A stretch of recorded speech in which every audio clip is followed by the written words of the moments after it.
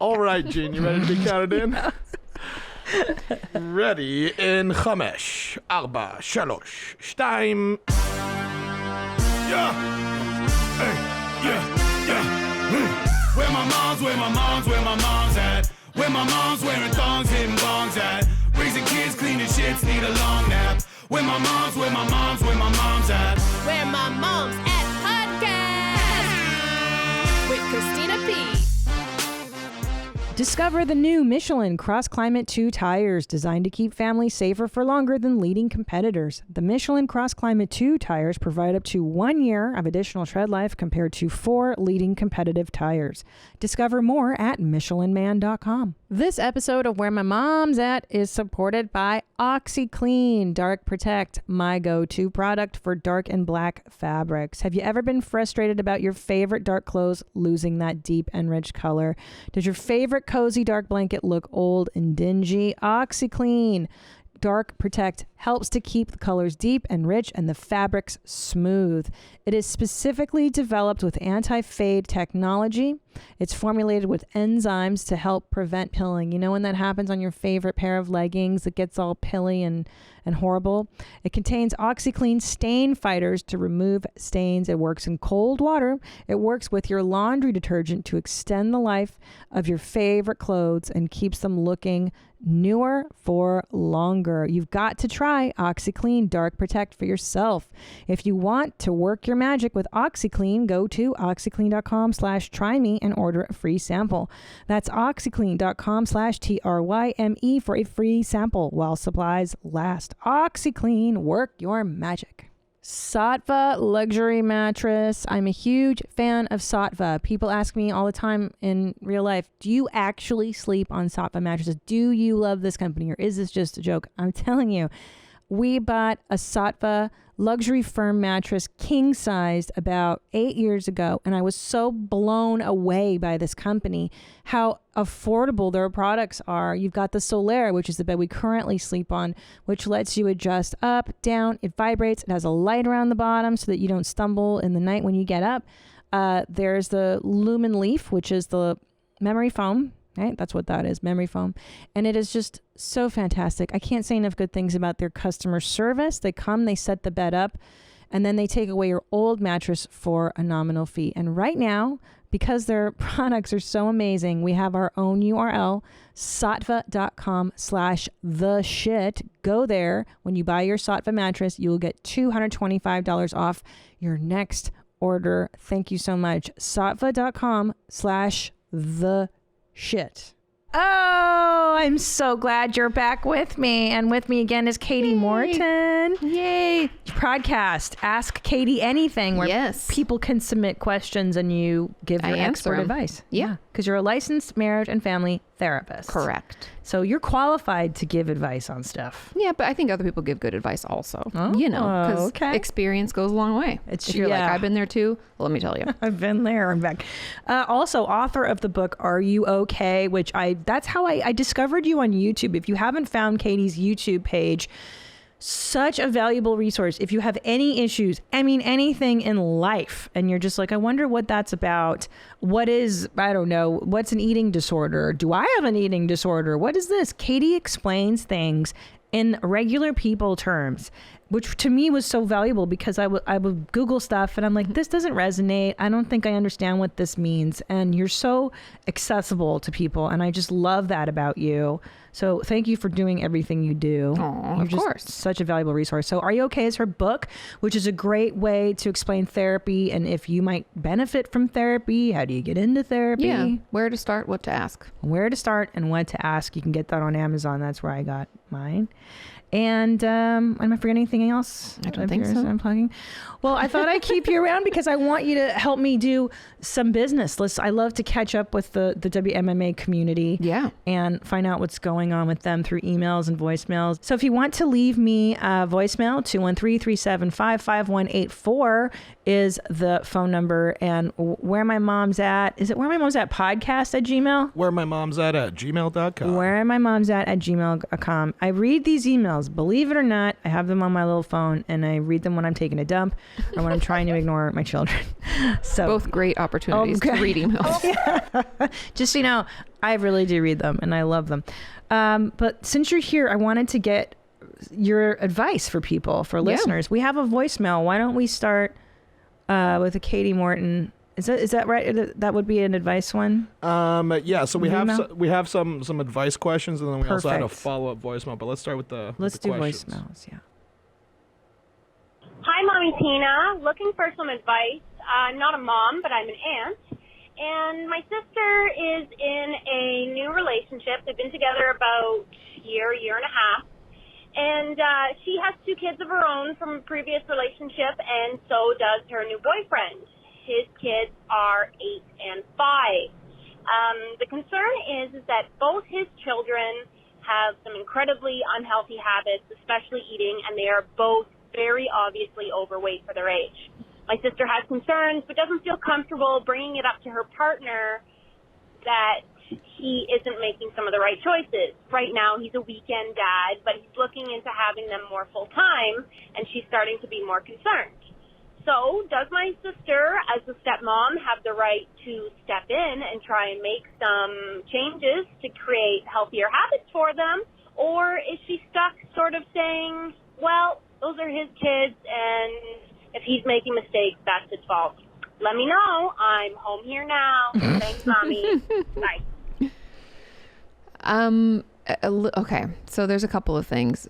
I don't believe she should step in wholly, like fully, and say, like, your kids are overweight. And that's also, they're not her children. Tough. And he's only a weekend dad. So chances are the behaviors and the eating habits that they're picking up on most likely are coming from mom. Yeah. But she does have the opportunity to make sure that when they have them, that things are different. And I would still talk with her partner about it.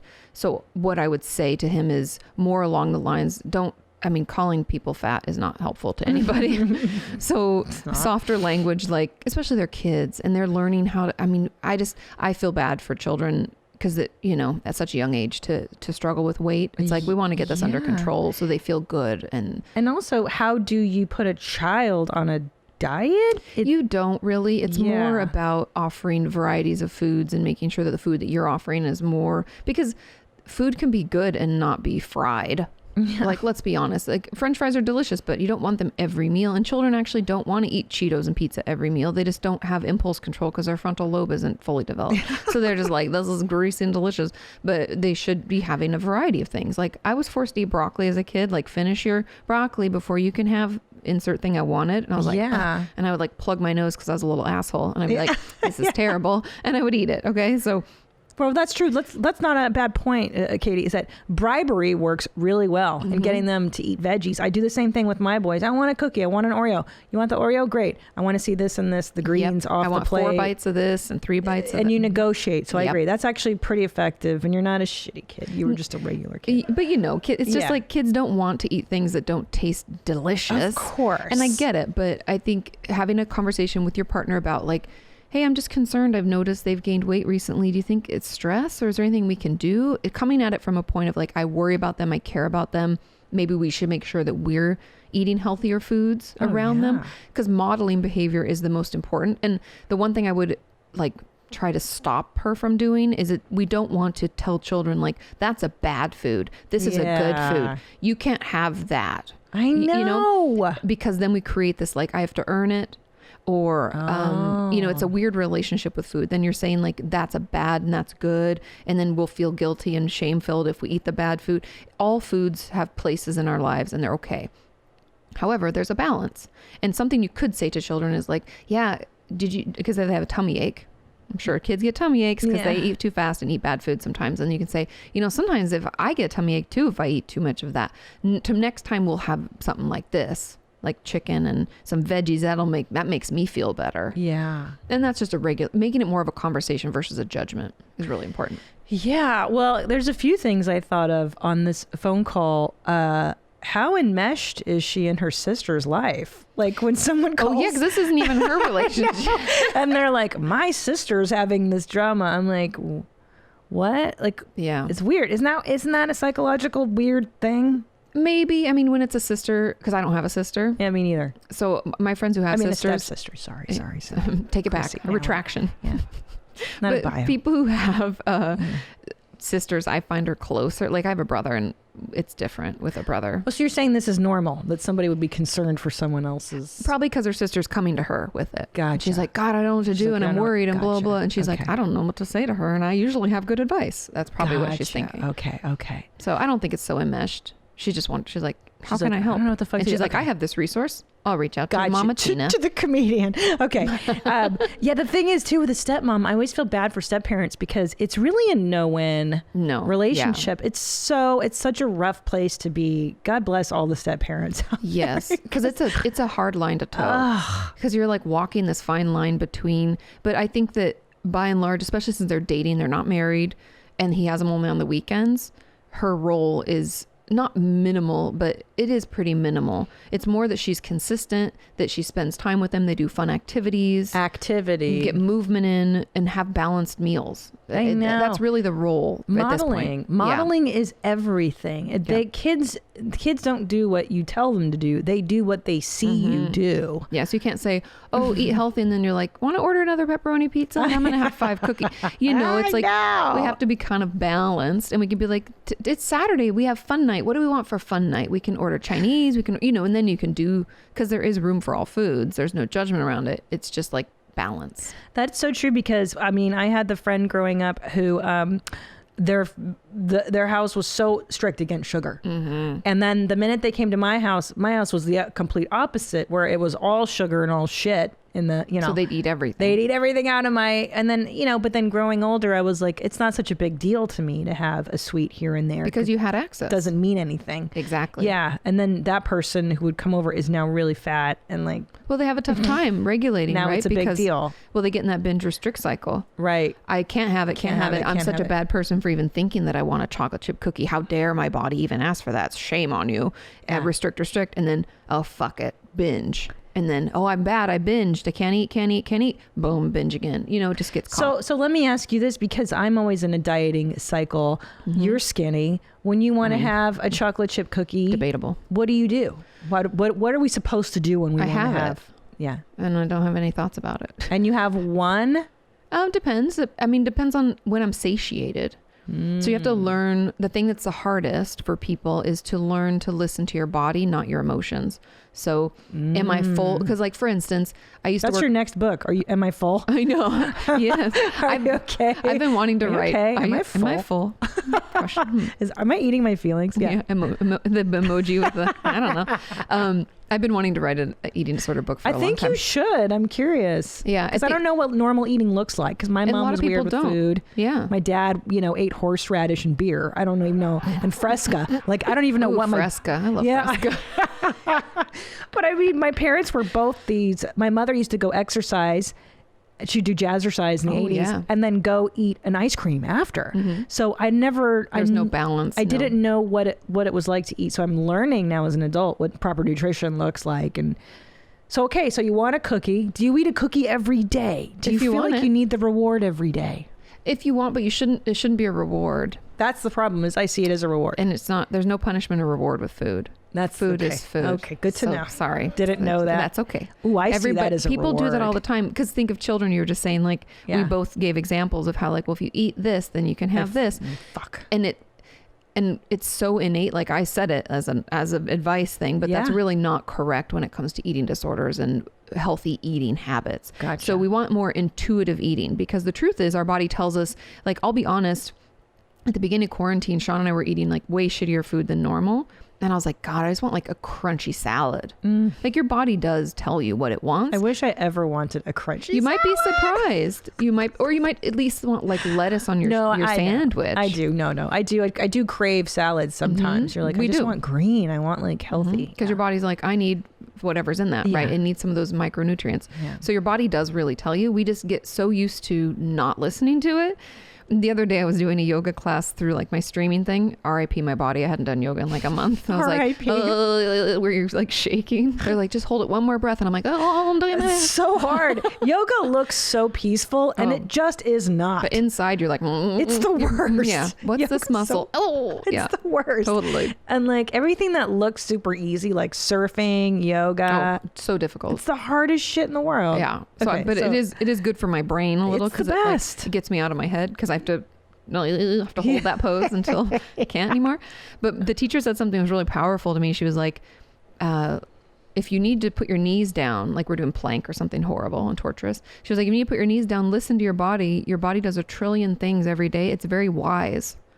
And she's like, I don't know why we seem to think that we know better than our body when it's doing things right now that you're not even aware of. Wow. And I was like, it's true, but we do it all the time. Yeah. Like how many times we think, oh, just force it. Oh, like, yeah. just push through. Or like, I need to only eat chicken breast and broccoli. Nobody likes that all the time. And if your body's like, that doesn't sound good, it doesn't taste good, then guess what? When you're done eating, you're not satiated. And then you actually want the thing that you wanted, which might have been, I don't know, a grilled cheese, a ham and cheese sandwich. Maybe it was, you wanted pizza. Maybe you wanted Chinese food. I don't know. Whatever else you really craved, your body's still going to want that because you didn't give it what it wanted. So what's the trick then if for people listening who want to keep their weight in check? Like I want to eat a grilled cheese. It's okay to have it, but recognize when, so something you can do is check in before you eat. If you struggle with like the diet mentality and binge restrict cycle, is check in your hunger and fullness and check in with your emotional hunger and fullness.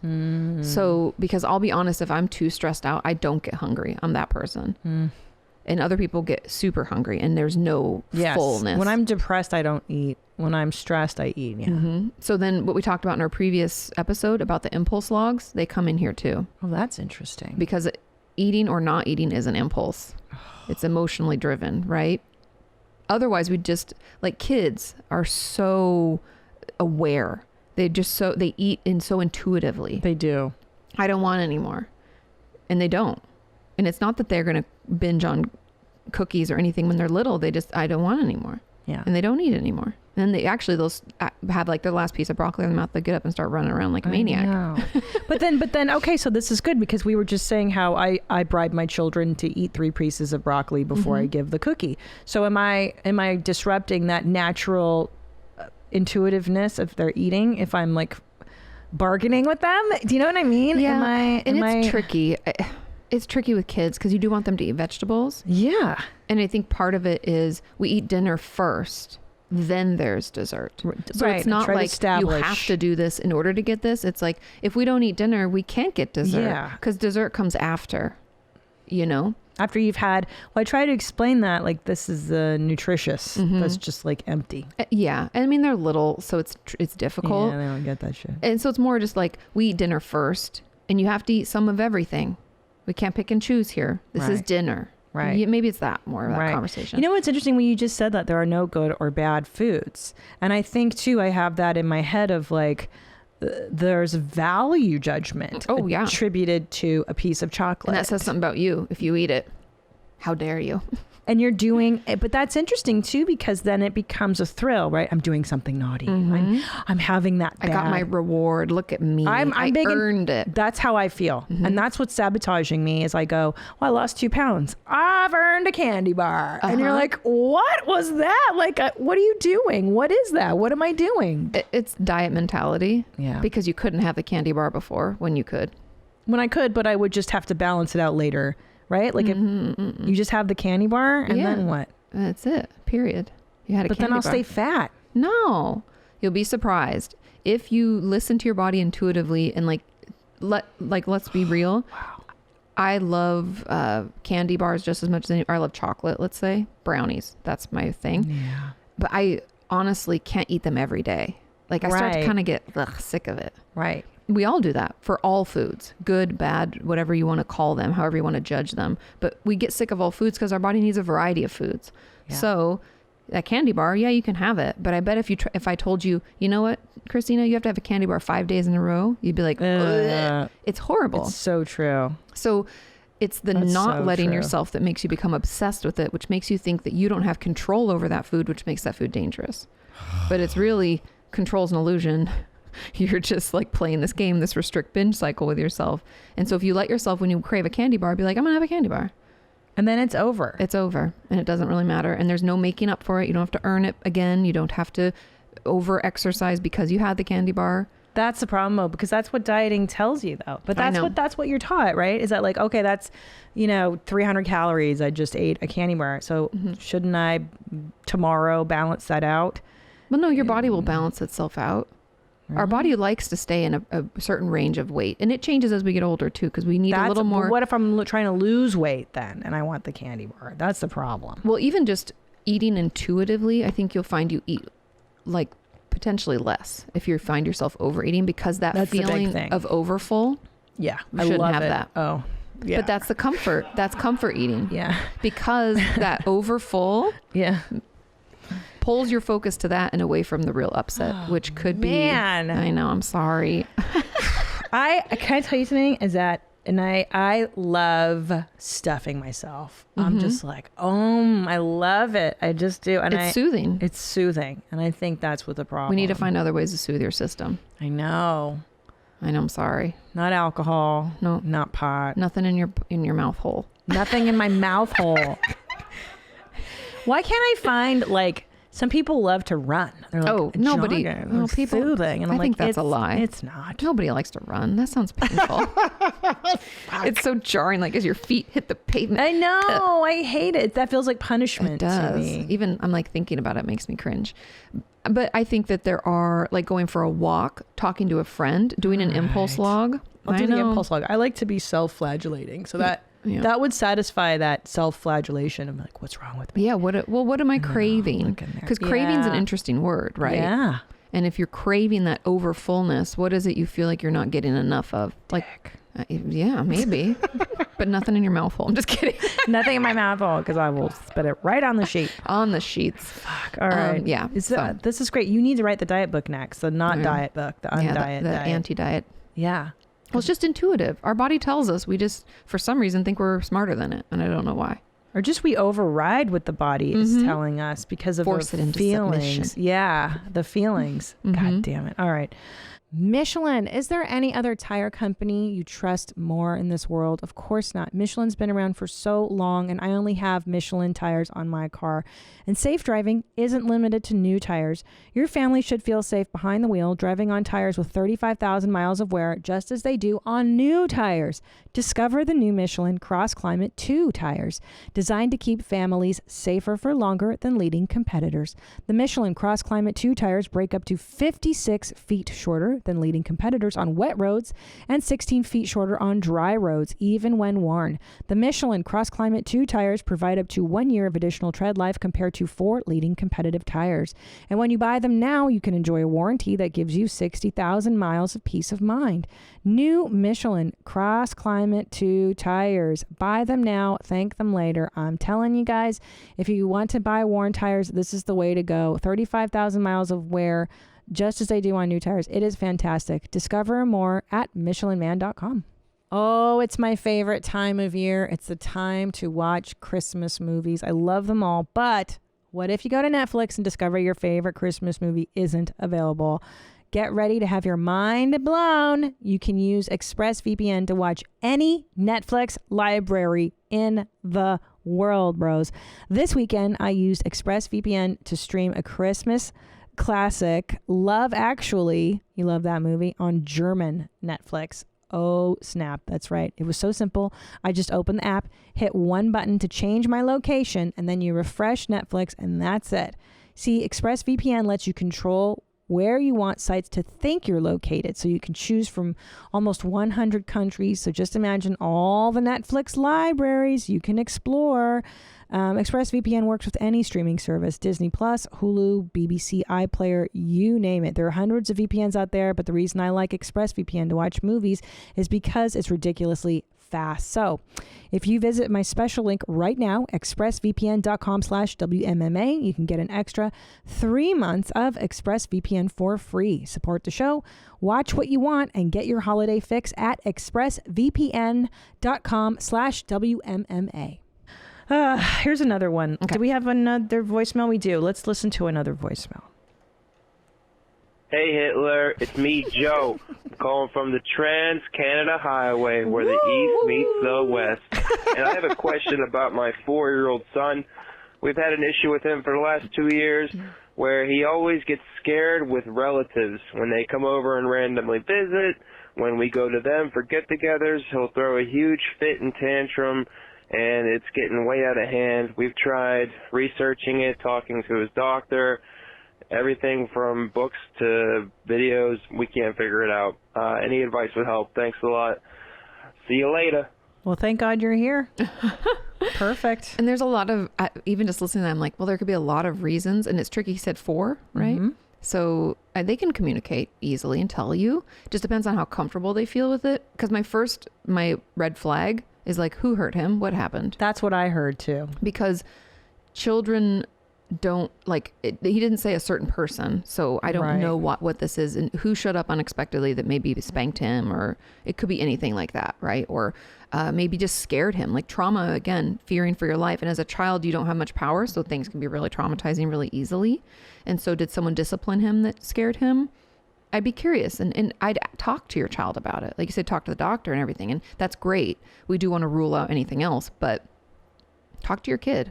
Ask them. What should he say? How do you phrase this to get? Because sometimes I'll ask Ellis something, and they don't. It's like there's a way to ask kids. You don't always go. Yeah, and I think honestly the best way, unfortunately, with children, because they won't even remember sometimes. Like, what do you mean? That sometimes it's like it's not happening now, so I don't know what you're talking about. You can't ask a kid like, "Hey, 6 months ago." They're like, "What?" I know. What does that mean? So I think telling your child that someone's coming over as they go into tantrum. I don't want them over, but well, can you tell me why? Like, that's a great time to ask. And I know it sounds, usually with adults, we're like, don't ask people when they're super stressed out. But with kids, sometimes they can't tap into what the reason is or won't even remember until it's happening. And so even if a person's not coming over, I might pretend that someone is. So we're going to have auntie and uncle, such and such. They're going to come over. Are you excited? He's not excited. He's going to start melting down. And so then asking, like, we'd love to protect you and not have them come over. I don't know what's wrong. What did they hurt you? Did somebody upset you? Are you scared of them? Just tap in, ask your kid. Hopefully they'll tell you. Yeah, it's interesting to suggest emotion. Are you scared? No. Then you can kind of go off that. Yeah, check the. Are you anxious? No. Are you angry? I don't know. Do they not give you enough attention? Sometimes kids don't like splitting up their attention of their parents. All kids don't like that. So it could even just be that. It might not be as big of a thing as we're thinking, but it's good to talk to your child, because if it is, we want to know who and what. And you know what it could be? Even something as simple as maybe the ride to the relative's house requires them to get in the car and be in a car for an hour or two. And I don't want to go in the car for... or I hate my car seat. It's uncomfortable. Or Kids something. Throw fits of things. Yeah, it could be something as like how you get to your relative's house that is upsetting this kid, or what we do at the relative. Like you said, they're being ignored once they're there. I don't want to be ignored for Or they make hours. a food they don't like to eat and they always feel forced to. It could be any number of things. Yeah. I know. I went first to trauma too. I was like, who's molesting him? I know. But it could be any kind of upset. So. Yeah. Because I think he might, it would get specific, right? Yes. The avoidance would be like one person Uncle or so-and-so's coming over. Men only or women only, Aha. Interesting. But a lot of kids, I will throw it out there, are afraid of like bigger adults because they're not around. Maybe like, let's say your parents are like 5'10" and mom's 5'6" or something. And then like you have this uncle that's like 6'4", and kids can be like, ooh, yeah, just because they're big and like, I don't know, scary, but it's not because they've done anything to them. They usually just be like, ooh, like bashful. That's true. Because I remember as a kid, in Hungarian culture, you say some so-and-so is like bachi. A bachi is like an older man. Bachi neni, bachi is so-and-so, whatever. Yanchi bachi. So go give Yanchi bachi a kiss. And then I would go and Yanchi would give me a kiss here and here. You give two cheeks. Yeah. But Yanchi would wear like gross aftershave. Oh. And it would smell and stick to me. And all these older Hungarian men would give me two So kisses. you'd be really I'd stinky. be covered in like Bad aftershave. old Hungarian cologne. Yeah. And I just remember dreading. And in particular, one bachi, because you're just like, oh, fuck that guy's got the face with the oil. And it stinks and I hate it. Yeah. I have to deal with it all day. And yeah. Yeah. And if this kid really hates whatever, you don't know what that is. It could be any number of things. It could be anything. But I bet if someone had sat down with you and been like, well, what is it? You'd be like, he stinks. He stinks. That's what your answer would have been. That's so And so I true. think if you just give a child a chance to open up, Yeah. when they're kind of acting out or acting like they don't want to, and then seeing if it is one particular person or if it's ever, you can kind of be a detective. Also, too, I found with children, there are certain times of day and certain activities that my older boy is more prone to tell me the truth and talk. Oh, Do you know what I mean? Like interesting. opening up. It for us, it's bedtime. We have our bedtime chats. It's almost like that doorknob confession. Yeah. At the end of the day, by the way. Yeah. By the way, I was angry with you when he'll tell me straight. He'll have that language like, Look at him. Yeah. He's so good. I was angry when you said for me to put the thing away and I didn't want to do that, whatever I told him to do, like normal mom shit. And then we'll talk it through. But I know that if I asked him at the beginning of the day, he's not going to be that open. Maybe when he's tired towards the end of the day. tired before naps. Yeah. They're vulnerable. You get in there. Now, Julian can't talk as much, so he's pretty much always down. And say, do they always throw tantrums? Then usually if they can't express themselves all the time, they can be like, oh, I get really frustrated. Yeah. God, that's fun. Okay. Let me get to my emails then. My goodness. This one's disturbing. Hi, mommies. I have a major mom fail for you. I just found out that some XXX pics I took with my husband of his peener in my mouth were syncing up to my daughter's Kindle through the cloud. Oh my God. Fuck the cloud. Let's get rid of the cloud. Get rid of the cloud. Let's not connect fools. things to the, okay, continue. But can I tell you the best thing in the world? Polaroid cameras. Remember Polaroids? Yeah. Or like actual physical. Or disposable cameras in the 90s were that? yes. No, because then you have to take it You to have to get go take developed. it and someone else is going to see the I take peener. it back. Polaroid cameras with the film. And Yeah, it that just goes, comes out to you and nobody else sees it. Take your nudies with Polaroids, jeans. Yeah, Polaroids only. Okay, so she writes, I immediately deleted them when I found out and have it brought them up as I'm not completely sure she saw them. Is this something I need to have a very uncomfortable conversation with her about or let it ride and hope either she didn't see them or blocks them out of her memory? Thanks for all the laughs. Keep them high and tight. You bet I'm coming up in May. So this is an interesting question. I've had this thing before where a parent goes, I don't know whether the kids saw this bad thing, this thing that will disturb them or not. Do I approach them and ask? Do I wait for the kid to come forward and ask? What's the protocol? I mean, you're the adult. Go forward and ask, but let's keep it very general. So the way to approach this would be something like, hey, I noticed that our iClouds were syncing up in our photos. I tried to delete them because they're Kindles for you, not for me. Did you see the photos, or is it my like imagining that it was connecting? What photos, Mom? Which ones are those? And just be like, the ones on iCloud, just like photos from my phone. Just screen grabs and random things. Oh, okay, like the ones of the dogs and stuff. Yeah, those. Okay, not the ones my dad's dick in your mouth? No. Those. Okay, yes. so so that's how you fish. Did you happen to see did my photo show up on your Kindle? Yeah, I've been having trouble syncing things up or make up some weird technology. It doesn't exist, whatever. Okay, and what if, so let's role play the other way. Go ahead, ask me. Oh, Go be like, did you see the thing? So did you see the photos? Were my photos syncing up with your Kindle? It looked like it was. I wasn't sure. Mom, it's so embarrassing. Stop asking me this stuff. What's embarrassing? I was just curious if my photos, No, I didn't. Okay. God. Are they a teenager or how old are they? Oh shit. This person a teenager. Oh shit. His daughter's Kindle doesn't have the age. Because I'm trying to put myself in this situation, because I actually did find some disgusting pictures when I was a kid of my dad and his girlfriends, and he confronted me, and it was not pretty. It was, because I lied. I was like, no, of course not, because I was so embarrassed. Yeah. And shamed. I felt so ashamed at having seen them as a kid. Because it's too stimulating for a little kid to find that stuff. It is. And it's like, it depends on the tricky. age. Because sometimes Depends I think on the it's, because if they're of the age where like sex is a conversation, and sorry to parents, if they're like probably 14 and older, they've heard about it. Yeah. People are making out, things are. You've been fingered by 14 or you're gonna be, right? I mean, maybe, I don't know. Every kid is different. I wasn't like 14. that. But I heard that the kids finger now.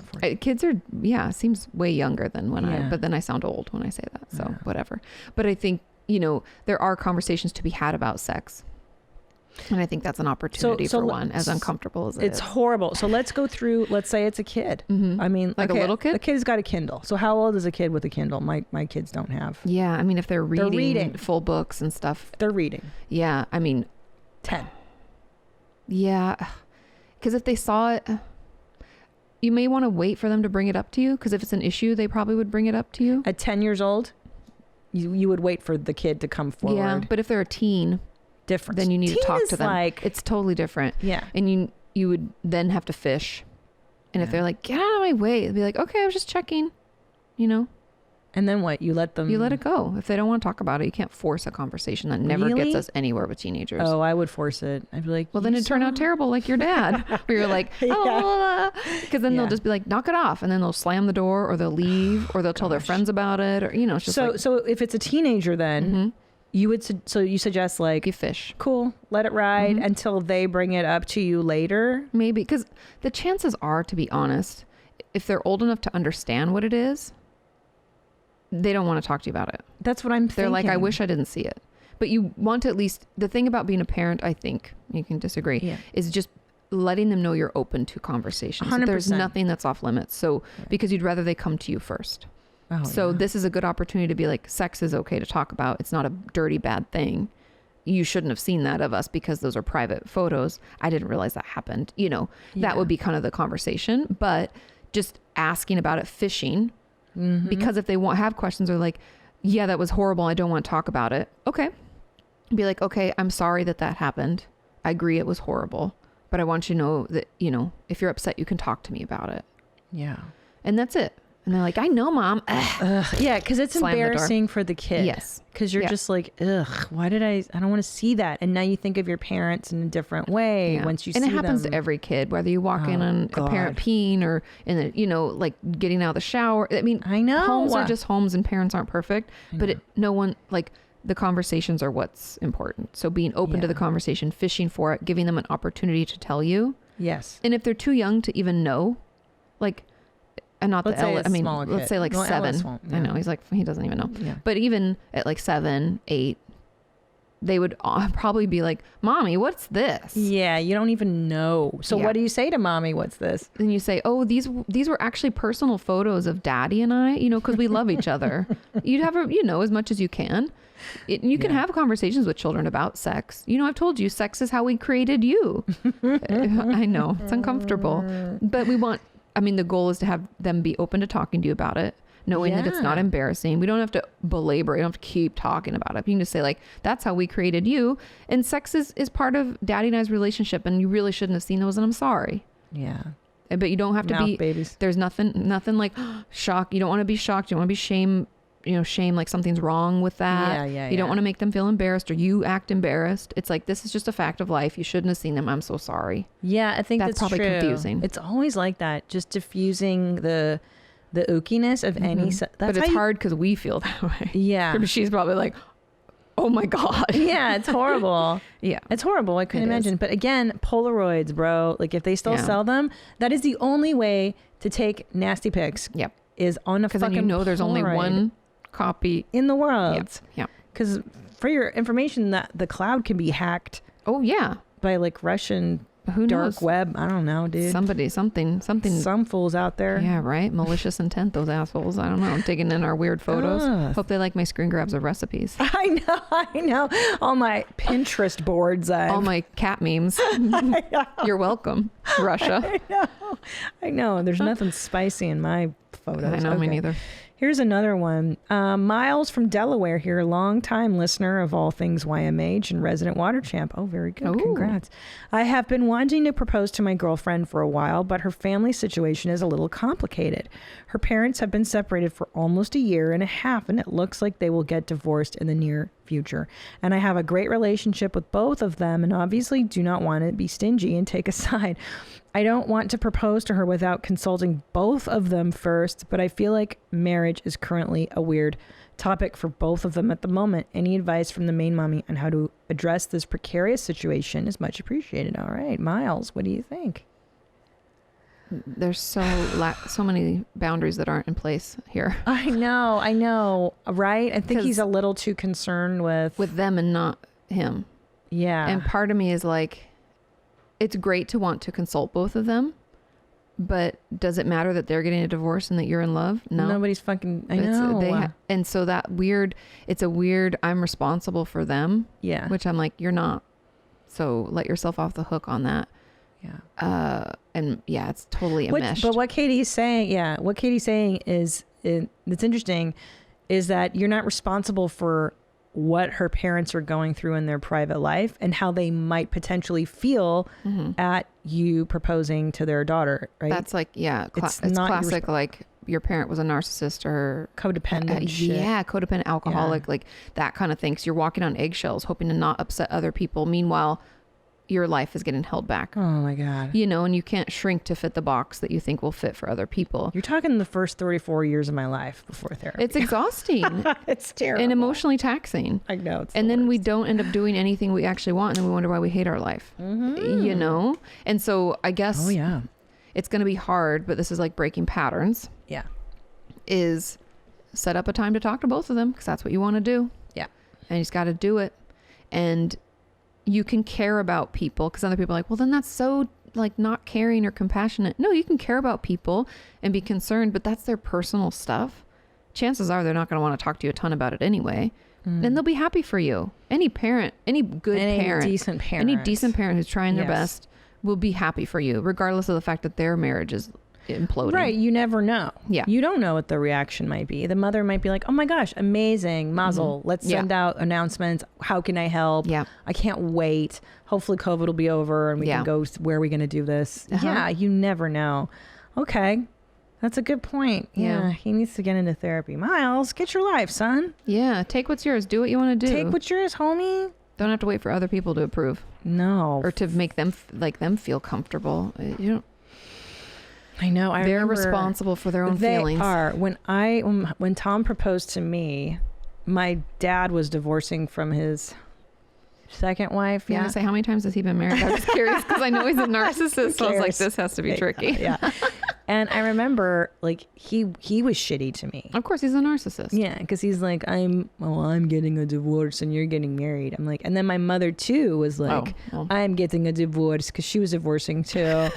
It was a nightmare. I was like, is nobody happy for me? And I'm like, apparently not. Well, some parents can't rise to the occasion and they make that's the narcissistic problem though, is narcissistic parents think that you're not your own person, you're an extension of them. Yeah.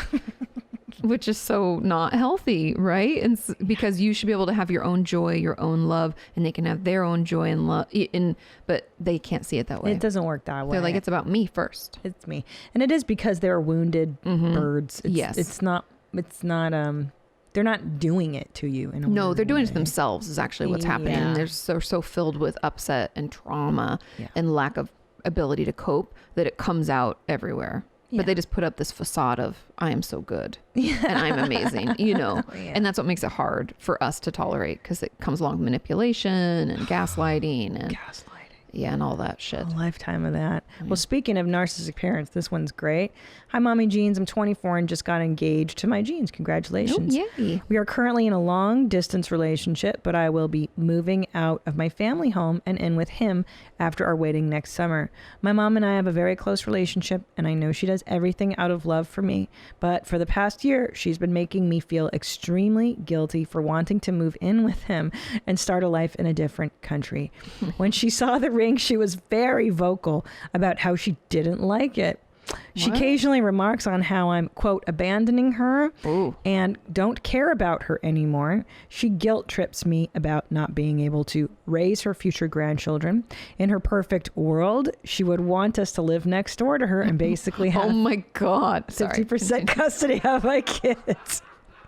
Wow, you're shocking the therapist right now, Aya. When you get the therapist to say, "Oh God," Well, her you know mom's you're like, doing good. Me. Oh well, should we say it at the same time? What this is? Yeah. On the count of 3, 1, 2, 3. Narcissist. Oh. Those are sometimes hard to tell apart. The abandonment. That's we can get into borderline. it. We'll finish and up. then I feel so guilty and selfish. Of course, because gaslighting, manipulation. Her disapproval of the engagement and me moving has made my entire experience very invalidating. It's hard for me to be excited about the future with this heaviness. I'm wondering if you would have any words of advice for moms of daughters of immigrants on the subject of leaving the nest. Is it possible to get rid of my guilt and need for her approval? Thanks. See you in May, Hitler. So, okay, there's a couple things because borderline could be, but borderline tends to be more volatile more regularly. Narcissists, if they have constant supply, meaning they have people in their lives that are showing them affection and adoration, and I assume that's why I assume it's that more, because she said I have a close relationship with my mom. I don't actually know of anybody who had a untreated borderline parent that's enmeshed, that's actually close. Well, here's the thing is that because my mom was borderline, she's only 24, is that you don't realize that you're in a bad relationship with your mom. Because my mom would say things like, "You are my best friend. I'm so happy we have such a good relationship." And in my early 20s, I didn't like being close to her, but she told me that we were close, and so I believed that lie. But I don't know, but you're right, she's not expressing that here. Yeah, I don't know, it could be. I don't know. But usually a borderline person in general, because they're so emotionally, it's like emotional burn victims, they're super sensitive, such crybabies, so there would have been like explosions all the time. So because when no one's perfect and then they do that, like throw you under the bus, you're amazing, you're the golden child, fuck you, I hate you, worst. And so if there's that up and down, then it is borderline. I would suspect. But the thing that's also different, because borderlines don't really care, it's not really about me, it's like I just need you around. Don't leave me. Yeah. I hate you. Don't leave me kind of thing. Kind of push, pull, push, pull. Narcissists sound like, how dare you leave me? Yeah. How dare you move away and have your own life? Yeah. You know, it's like this inability to imagine that you aren't part of them, which is that extension. Right. I created you to be an extension, not an independent individual. How dare you be independent? And what's really interesting is that then that manifests in the child as guilt. Yes. So shame, guilt, and embarrassment. Right. So Aya here, who's like, I found this great guy. I'm going to move to this new country. Very exciting. Why do I feel guilty about leaving mommy? Because mommy isn't a fully fledged adult. She can't. Right. She's not independent. She doesn't want you to be independent. She wants you to be dependent on her forever. Oh boy. So what does Aya do? What do we do? Go therapy, please. It'll be helpful because it's going to be difficult to untangle the manipulation and the lies from fact. Yeah. Because they're just so emotionally manipulative. So that guilt that she's feeling is because of the manipulation and her mother's inability to allow her to be independent. You know, so we're wrapped up in this, like, I'm doing something wrong. Something's wrong with me. I'm making my mom upset. Because she's not responsible for how she feels. I'm responsible for how she feels. Which is a childlike response, because when you're a child, that's what you... And you don't know any different. You assume it's because of you that your parents act a certain way. Always. So Aya's still operating out of a child's perspective on all this. And she'll probably have to do some inner child work where you get better in touch with that child of you who says like, I don't understand, and mom's always upset, and we're acting this way or doing this. And because our parents don't give us any information, we say it's our fault because that's the only thing we know. I can control myself. I must have done something. So unpacking that will take some time, but in the for now, I would encourage this person to, like Aya, right? To, as much as you can, deny your mother the ability to place blame on you. So that means that, so it's boundaries. It's going to be really difficult for Aya, but so tough. They are tough, and you have to constantly set them up, and they're going to try to walk over them, but you don't have to accept that. Yeah, they're gonna. Try. Yes, you're going to be like, well, it doesn't change it, and it is a game. And I'm glad she's moving away. So am I. But everywhere you go, there you are. So we still have to work on our shit. Otherwise, you'll end up with other relationships that mimic this one. So like with regard to this, when talking about it and getting excited, as a normal person would when they're engaged and going to move and start a new life and yay. And any normal parent would also be like, but I'm going to miss you. But I'm excited for you, but I'm going to miss you. Of course. You know, when your mom says something like, I can't believe you're going to leave me. The response is, Mom, you misunderstand. I'm not leaving you. I'm starting my own life and I'm excited about it. So it's going to be uncomfortable. And then Mom will say, you are leaving me. You're moving to another country. Yes, because I'm an adult and I'm getting married and I'm excited to have my own life. And I would love for you to continue to be a healthy part of it. Good luck. I know. But just because they won't do it doesn't mean we can't say it. You can try. You can try and set up the good behavior. Yeah. Because some narcissists I find until their last, I wonder if she's the last kid out or the only kid, because it's something to do with one of the last ones out or the right. that they like, then that supply is gone and they go into like explosion, you know, where it's setting fire to everything, manipulation as much as possible, guilt, gaslighting. You remember that wrong. You made me feel this, you know, not taking any responsibility for their own. And if your mom says something like, you're making me feel so bad, be like, Mom, I couldn't do that. I'm not a wizard. Yeah. How can you no one can make you feel anything. I'm sorry that you feel that way. Yeah. That must be terrible, but know that I love you and that's not my intention. Fuck. You're in for a lifetime of bullshit. I'm just letting you know, it sounds like you're in for a lifetime, and then wait until you have kids and she might be resentful and jealous of the fact that you're more interested in your children than you are in her. Yeah. It's always going to be you versus her. Yeah. But I mean, we just have to take care of ourselves. You can own up to your own shit. Like my therapist used to tell me, you can clean your side of the road, but you're not responsible for their dumpster. Like they can leave their trash out however they want and decide not to pick it up, but you clean your side of the road. So you're going to communicate healthy boundaries. You're going to be excited because that's exciting. A big deal. It's fucking awesome. How amazing. And mom can feel how mom wants to feel because mom's an adult. Yep. And you're not responsible for that. So maybe write that somewhere. I'm not responsible for how my mom feels. I'm only responsible for communicating clearly. I'm a huge advocate of therapy. I've been telling people to go for years because it's just helped me tremendously. And whenever I suggest it or bring it up, people go, oh, but it's too expensive. It's too expensive. Look, how much money are you spending on coffee? How much money are you spending on, clothes or whatever BS you're buying on Amazon right now? Nothing is as valuable as your mental health. It is an investment that will change the course of your life. And also people say that, but I have to wait a long time. Well, with Talkspace, it's a fraction of the cost of in-person therapy, and you can send unlimited messages to your therapist 24/7, and they will engage with you daily, 5 days a week. That's what's really unique about Talkspace. You don't have to wait for your weekly appointment. Talkspace covers 40 million people for online therapy through their insurance or employer. Find out if you're eligible at Talkspace.com/insurance. Talkspace has thousands of therapists. I'm telling you, everybody needs help this year. Do you have anxiety, depression? Are you dealing with substance abuse? They can handle it all. Talking to my friends is so different than talking to a licensed therapist who has the expertise and knowledge to give me practical guidance.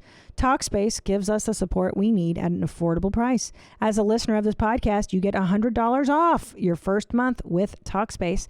To match with a licensed therapist today, go to Talkspace.com or download the app. Make sure to use the code WMMA to get $100 off your first month and show your support for the show. That's WMMA and Talkspace.com.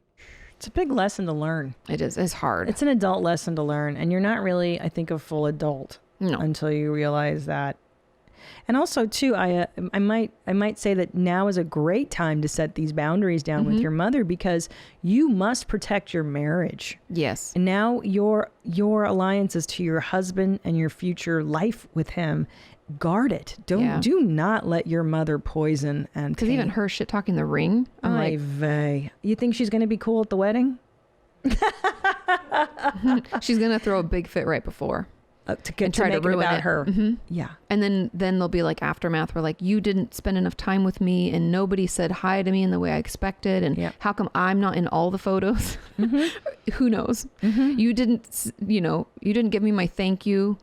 Oh, I've heard that All one. sorts of that stuff. one's fun. It's, yeah. So yeah, it's tricky. I'm sorry that you're going through this, but it's good practice. It is. And you're going to have to keep reminding yourself. And I love that protect your marriage, because if your mother is who we think she is, which I'm pretty sure that's what's happening, because it's Yeah, very dude. bizarre behavior.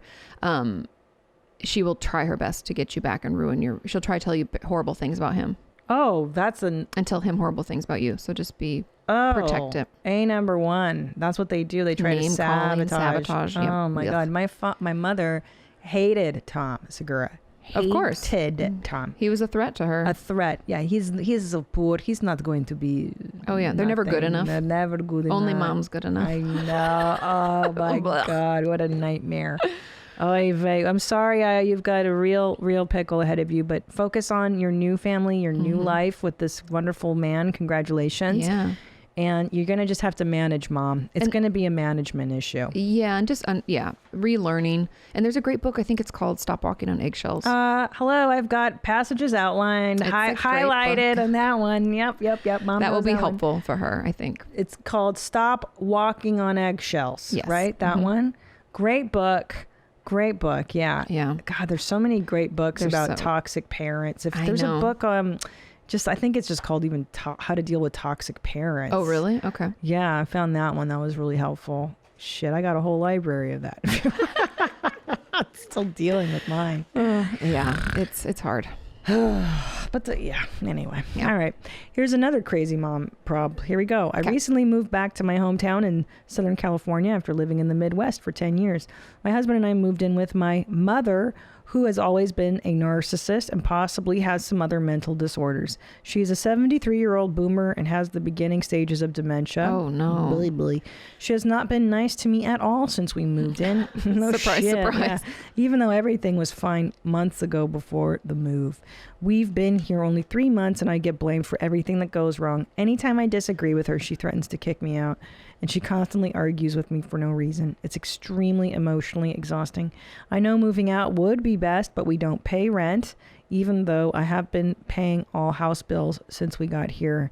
And we have 4 large dogs, so getting an apartment is out of the question. I try to avoid her as much as possible, but she always seeks me out to argue about something. I can transfer to another state with my job in 15 months, but I have no idea how to handle this for the time being, and I'm already emotionally wrecked. Any advice to deal with the situation? Love you, Mommy. Yeah. Ugh. That's a tough one. It's really tough because we're in a situation where we can't move yet. And That's the 15 huge months one. is a fucking long time. I know. So protect yourself emotionally. Sometimes I tell my patients, I'm like, go somewhere happy in your brain when they're trying to fight with you. If you can't get out, we got to go somewhere like. Well, I mean, Nadav wrote on the board, get rid of the dogs. I agree. Yeah. Fuck your 4 large dogs or give them to your friends. People think those are like children, though. They so are that's like just, children. But imagine if someone told you to. No, I would rather See. die. But maybe give them to somebody for now. I don't know. But 4 is too many. 4 is a lot of dogs. 4 is a too many. lot. And large dogs, that's a lot of dog shit to clean up. It's just a lot. But she ain't going to give up the dog. So go ahead. Sorry Yeah. for saying. So I think, first of all, avoidance is best. Yeah. And then do as much as you can on your own time to recharge. So does that mean that like we do therapy in our car, we drive away from the house? Yes, that does. And you should be in therapy as soon as possible. And there's online talk space if you don't have local yokels. And then also that makes it easy when you move too. You can switch over. Well, she moved back to Southern California. So there's a lot of tons great here. therapists Yeah. in Southern I thought she was in the Midwest. Sorry. She came from the Midwest. Gotcha. Okay. So that's great. Get into therapy as soon as possible. And then, you have your 4 large dogs. I'd encourage you and your hubby to take walks with them. Long walks.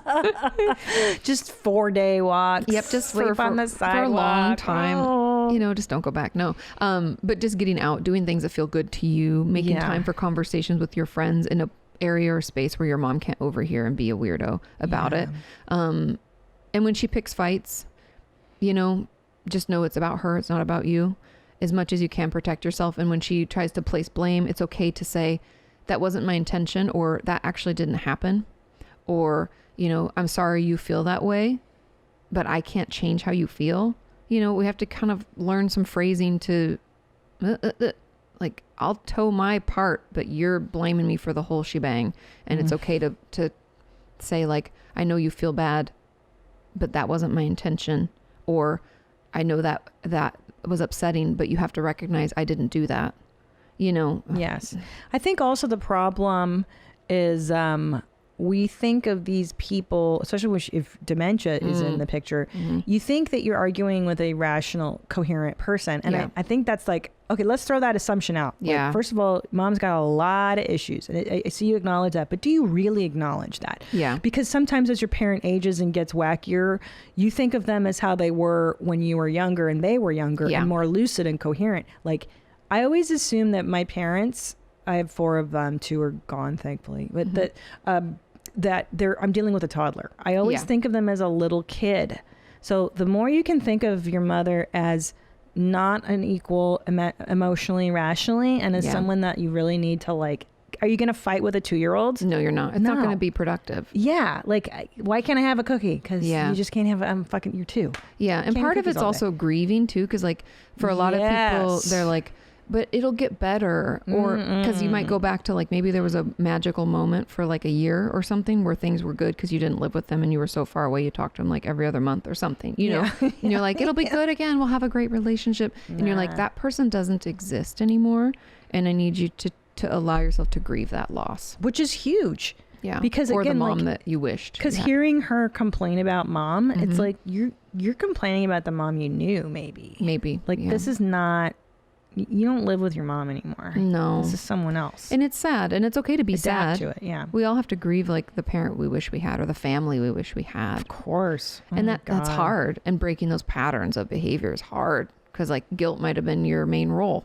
I'm the guilty one. I'm the scapegoat. Blame me for everything. Oh my gosh. And so, of course, it's emotionally exhausting. So I like what you said. It's like having a shitty roommate. You ever had a shitty roommate? What do? You schedule your shit. You do everything away from them as much as possible. Everything away. Yep. And make your bedroom or whatever place you have your safe space. Yeah. So just imagine that your mom is a crappy roommate that you don't want to deal with, and then just don't. Minimize and then let the countdown be in. 15 months. I know. And keep your dogs. All right, you can keep your dogs. See, you just can't just get rid of dogs. Oh my God. They're fur babies. I love this. I have to read you this article. Okay. This is so fucking amazing. This is an article my friend Sarah Burns sent to me. You ready? I don't know. I just want your thoughts on this. Just from your facially, I'm like, am I ready? I don't know. Great. Yeah. Okay. This is an article. It says, it was about a month ago. I was standing in line at the movie theater. This is a few years old now. Waiting to purchase 2 tickets to this movie. My son Mason was standing in front of me. My shirt was off and he was drinking milk from my boobs while we waited in line. Ma'am, you need to stop that right now, shouted the ticket clerk from behind his bulletproof glass. Why was her shirt off? Okay, sorry. Like, don't they have those little things? They've got a lot of things that you can... Yeah. Your shirt was... Okay. Okay, but here's the best part. We're not only... Like, okay, even that, I'm like, you're breastfeeding your baby? Cool, okay. It's fine, but you don't have to, like, have your shirt, like...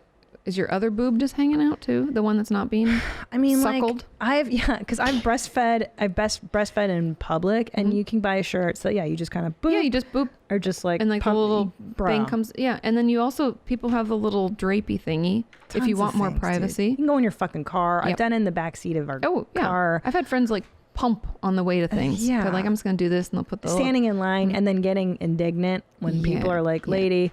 So, okay. But we'll give her that. Okay, I get it. You're breastfeeding in line. Okay. This is the best part. She says back to everybody, what's wrong? You never seen a woman's boobs before? I yelled, waving my free breasts at the gawkers. I could feel Mason get uncomfortable as he pulled in closer to my body, and his teeth scraped on my boob. How old is said child? Oh, that's what we're getting to. No, honey, don't be scared, I told him, squeezing his ears between my boobs so he couldn't hear them. I am a mother, and I have every right to feed my child in public. If you have a problem with that, you can avert your eyes. My son is feeding and will continue to feed until we are both satisfied. I stood up for myself, and I felt good, but the story doesn't end. Like one of those feel-good stories, none of the patrons came to my defense. And they actually cheered as security escorted me. Oh my God. It sounds like she's a bit of a pill. Let's be honest. Her response again was a little more than it needed to be. A little hostile, right? A little hostile. I understand the whole like women can breastfeed in public, and I understand, but there's also like, why is your shirt off? Like that. You get to do it however you want. Like if a guy, I don't know. I'm just like, oh, but hold on. Okay, There's more. We're not done. Okay. Well, she stood up for herself and she felt good, but the story doesn't end. Okay. She got escorted out by the security. But this is but here's why. This is just another day for me. This is what it's like to be a mother that breastfeeds. This is what it's like to live in a world that hates women's bodies. But this isn't about me. It's about my son. His name is Mason. He's 12 years old. What? I thought you were going to say like 5, and I was like, that's already too old. Same. If he's old enough to ask for it. Same. He's 12 years old, and now that he stands at eye level with me, he has to bend over a bit when I breastfeed him in public. Sure, it's a little jarring. Is this for real? No, this is real. To see what appears to be a grown man sucking on a woman's breast, but it's natural, and their discomfort is not my problem. Oh my, no, but I think it's CPS's problem. Jesus Christ. Well, let's talk about this. So but here's her argument. Let's see if this is cogent. I like to walk through these. Yeah. The fact of the matter is, if it weren't natural, I wouldn't still produce milk, and it wouldn't feel good to breastfeed my son. What? Because of the sexual repression of women, there's little information on the sexual nerve receptors in the nipple and the rest of the titty. When the baby sucks on a woman's breast, she experiences a bit of sexual pleasure. What? When a man does it, she receives even more pleasure because the breast is sensitive to the facial hair. And now that my son is old enough to grow facial hair, our breastfeeding sessions have become even more pleasurable for me. Ay, ay, ay. That's not cogent. Sorry, it's banana. So this is a real article. This was sent to me. I forget what publication, but okay. So let's walk through it. Why is it wrong to breastfeed your 12-year-old? Katie, go ahead. Well, okay. So there's so much that's fucked up about this. Yeah. So first, the fact that she's like sexual pleasure and a child involved in that is disgusting, and he should be taken away from her. That's not acceptable behavior. That's disgusting. That's abuse. Yeah. The fact that because we all know that if we don't wean and we don't stop we'll continue to produce. That's how our body does it. Like wet nurses existed. Right. She's like, if it weren't natural, I wouldn't still produce milk. Like, well, you still produce milk because you're still milking the factory. Well, and I'd like her to, the factory. If she could send me some research that supports breastfeeding past, I don't know, 4. Right. Not necessary past. I mean, it's even younger, but but let's say you just really are hog wild about it. Yeah. Like past a certain age, even past, let's say 7. That's pushing. That's already crazy. Yeah. I mean, I have always had the rule, like if they can ask for it, they're too old to get it. I agree. And I'm not a doctor, not a medical doctor. So, but also like the emotional, like you think your 12-year-old son has healthy relationships with other people? Like what kind of food? Does he eat regular food too? How's his development? How does he do that around his friends? Does he have any friends? So you're saying, is he homeschooled and doesn't engage with anybody else? And so you're saying the danger is that mom is too enmeshed. Yes, with there's the no kid. separation. Yeah, he should be free, because if she's breastfeeding, for any people who've breastfed, happens how often? Well, in the beginning, it's constant, and then it goes, and then it, and then you space it out, right, and then you wean eventually. When they're eating solid foods, there's no weaning. Yeah. Oh, right. So does he like come home from his summer job?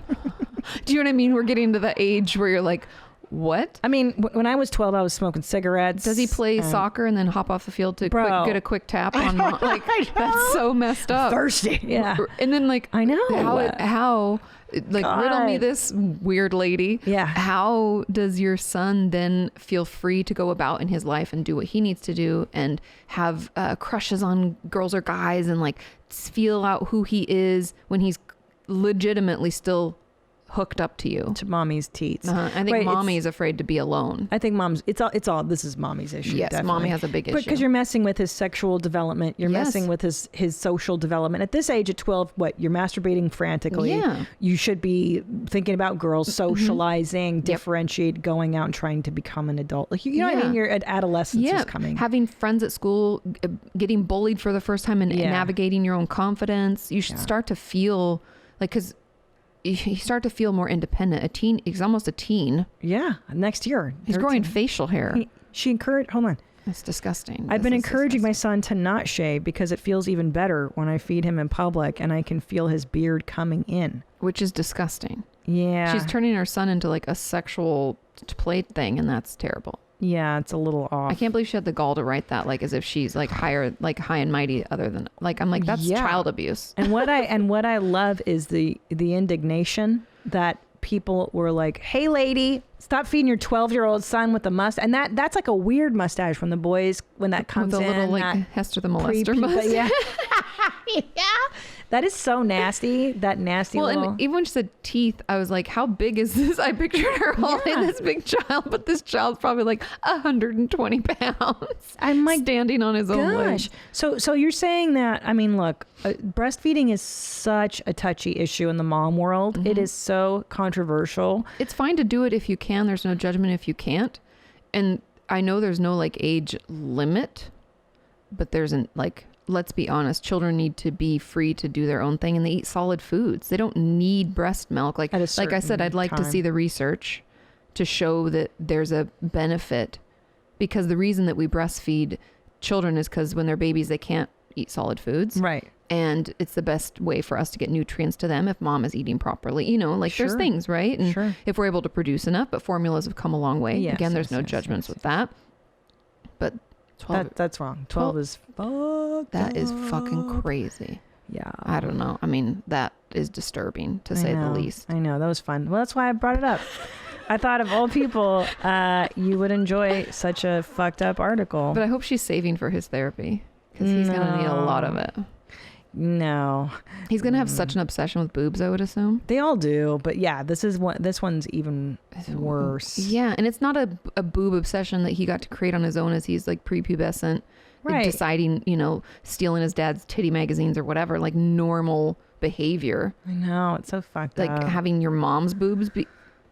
It's weird because she becomes the object of desire, of sexual... Which is what's complicated and disgusting and abusive about it, I think. Yeah. And he's going to have all kinds of issues later. Mm-hmm. So don't breastfeed your sons up to 12. That's too long. Stop. 4 is a little old. I mean, I think it's a little 3 old. Maybe. I'll even give them to 5 for the people who are like gung-ho. Sure. But after that, your child's going to go to school.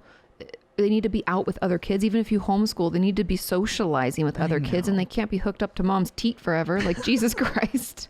That's not healthy development when it comes to emotion. Like I'm saying, if there's research, if somebody finds it, please send it. I'm curious. But that's not good for emotional development. I know. Yeah, and I don't know of any physical benefit to that either. Not at that age. No. Well, on that happy note, I want to thank you so much for doing these 2 episodes. Of course. I just love you. I think you're fantastic. Please come back very soon. Of course, always. And have a Merry Christmas. Happy Hanukkah. Yeah. You too. Happy Kwanzaa, everybody. Happy New Year. I don't know. What else do people I don't know. celebrate this time of year? What, Festivus for the rest of us? The airing of grievances, my favorite. Yeah. So if you guys want to email me, WhereMyMomsAt at gmail.com. The phone number 213-375-5184. Let me know if you have any other questions. We'll bank them for when you come back. Again, Katie's book, Are You Okay? I get it on Amazon. I loved it. It's so helpful. And we look forward to your other book coming out in 2021. The what is it? Traumatized. All about trauma, which we talked about in the last episode. If you want to hear that discussion, check out our podcast. Ask Katie anything that you do with your husband, Sean. No, that's just me. Ask Katie anything. It's just me. We have opinions that don't matter, Sean and I. That's so fun. And her YouTube channel. Check it out. She is just a wealth of information and just a fantastic human being. Thank you so much, Katie, for being here. Thanks for having me. Yeah, buddy. Okay, until next time, stay cool, moms. Bye. Where my mom's at? Where my mom's wearing thongs, hitting bongs at? Raising kids, cleaning shit. shits need a long nap. Where my mom's at? Where My Mom's At podcast with Christina P.